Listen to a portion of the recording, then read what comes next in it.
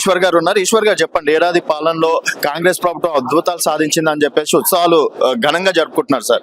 ఏంటి అసలు అంటే టీఆర్ఎస్ ప్రభుత్వం ఈ 10 సంవత్సరాలు ఫెయిల్ అయింది, అప్పులు చేశారు, మిత్తి కడుతున్నాం అని చెప్పేసి రకరకాలుగా చెప్తున్నారు. ఏంటి ఏం అద్భుతం ఒకటి చెప్పమంటారా వాళ్ళ 21,000 రుణమాఫీ ఏం అద్భుతం? సగం మంది కూడా రుణమాఫీ చేయకుండానే అందరికి రుణమాఫీ చేసినామని చెప్పుకోవడం అద్భుతమా? కేసీఆర్ 10,000 ఇస్తాండయా, నేను వస్తే 10,000 రైతు భరోసా ఇస్తా, December 9 నాడే ఇస్తా అని చెప్పేసి సంవత్సరం దాకా తప్పించుక తిరగడం అద్భుతమా? ముసలోళ్లకు, విడవలకు, వికలాంగులకు 4,000 పెన్షన్ వస్తాను తప్పించుక తిరగడం అద్భుతమా? గురుకుల పాఠశాలల్లో 50 మంది పిల్లలు చనిపోతే అద్భుతమా? అన్నం లేదని రోడ్ల మీదకి వస్తే పురుగులన్నం తినాలా అని ప్రశ్నిస్తే అద్భుతమా? 10 ఏళ్ళలో ఎందుకో జరగలేదు ఇట్లా. వ్యవసాయం బ్రహ్మాండంగా ఉండే, నీళ్లు బాగుండే, కరెంటు 24 గంటల కరెంటు తెచ్చినాం. ఇలా కరెంటు లేదు, నీళ్లు లేవు, గ్రామాలలో అభివృద్ధి లేదు. ఏ అద్భుతం జరిగింది? ఆనాడు జిల్లాకు ఒక మెడికల్ కాలేజ్ పెట్టింది, అదే అద్భుతం. రాష్ట్రాన్ని అన్ని రంగాలను తీర్చింది, అదే అద్భుతం. అనేక అద్భుతాలు చేసింది, అది అద్భుతం. ఏది వీళ్ళ చేసిన అద్భుతం ఏది చెప్పండి ఒకటి? 50,000 ఉద్యోగాలు భర్తీ చేసినాం. 50,000 ఉద్యోగాలకు వాళ్ళకు తలా తోక ఉంటే ప్రజలకు తెలుసు. ఈ నోటిఫికేషన్లు, ఈ 50,000 ఉద్యోగాలు గత ప్రభుత్వం కేసీఆర్ గారి హయాంలే వచ్చినాయి, నియామక పత్రాలు ఇయ్యలేకపోయినారు ఎలక్షన్ రావడం వల్ల అనేది ప్రజలకు తెలుసు. అయినా బుద్ధి లేకుండా వాళ్ళు చెప్పుకుంటున్నారు.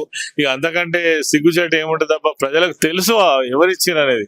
అక్కడక్కడ అందరు ప్రశ్నిస్తూనే ఉన్నారు యువకులు, మీరు కాదయా ఈ ఉద్యోగాలు ఇచ్చింది, ఈ నోటిఫికేషన్ ఇచ్చింది కేసీఆర్ గారే, ఈ ఉద్యోగాలు ఇచ్చింది కేసీఆర్ గారే, మీకు చెప్పుకోవడానికన్నా సిగ్గుండాలి కదా అని.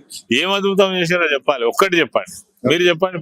21,000 రుణమాఫీ అబద్ధం అంటారు. ఇప్పుడు నేనేమంటానా, మేము 2 సార్లు రుణమాఫీ చేసినాం. ఒక్కసారి చేసినప్పుడు 16,000 కోట్లు, ఒకసారి చేసినప్పుడు 35 లక్షల మందికి 19,000 కోట్లు. లక్షకే 19,000 కోట్లు అయితే 2 లక్షలకి ఎన్ని కావాలబ్బా? ఎన్ని కావాలి? నువ్వు 18,000 కోట్లు చేసి మొత్తం మంది చేసినామని ఇలా సగం మంది రైతులేమో మొర్రో అని మొత్తుకుంటుంటే వాళ్ళని పట్టించుకోకుండా మేము అద్భుతం చేసినాం, మేము రైతు పండుగ చేసుకోపోయేవాళ్ళంట. అయితే రైతు 500 బోనస్ చాలా అద్భుతమైన పథకం. 500 బోనస్ ఇది ఇంత ఘోరమైన మోసం అన్నమాట. 500 బోనస్ ఏదైతే ఉన్నదో సన్న వడ్లకి ఇస్తామన్నారు. సన్న వడ్లు ఇలా రాష్ట్రంలో మొత్తం ఉన్నదే మీరు 5 లక్షల పైచిలుకు మెట్రిక్ టన్నులు. మీరు ఇచ్చినటువంటి సన్న వడ్లకు ఇచ్చినటువంటి బోనస్ 526 కోట్లు మాత్రమే.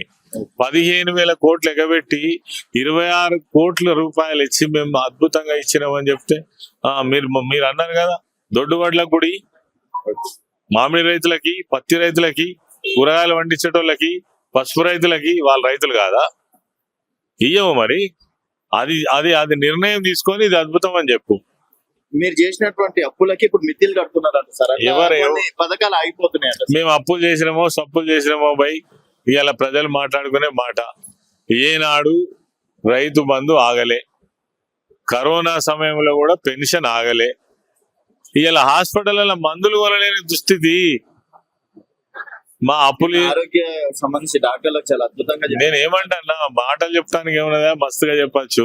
ఏం జరుగుతుంది నీ హాస్పిటల్ ఎట్లున్నాయి? ఇవాళ ప్రసవాలు 70% 80% అయ్యేది ప్రభుత్వ హాస్పిటల్, 30కి పడిపోయింది. ఇక నీ బొంద అద్భుతమా? ఏం అద్భుతం ఉన్నది చెప్పరాదు? కేసీఆర్ కిట్ ఎటువైంది చెప్పరాదు? కేసీఆర్ కిట్ ప్రసవం సమయంలో ఇచ్చిన 13,000 రూపాయలు ఎటువైనాయి? ప్రజలు గుండెల్లో ఉన్నారండి. అరే నేను ఏమంటానా, గుండెల్లో ఉన్నానండి. ఇట్లా వచ్చేస్తాడు ఒకటేసారి. సో మొత్తానికి కేసీఆర్ గారు జనాల గుండెల్లో ఉన్నారు అని చెప్పేసి కూడా కొప్పుల ఈశ్వర్ గారు చెప్తున్నారు.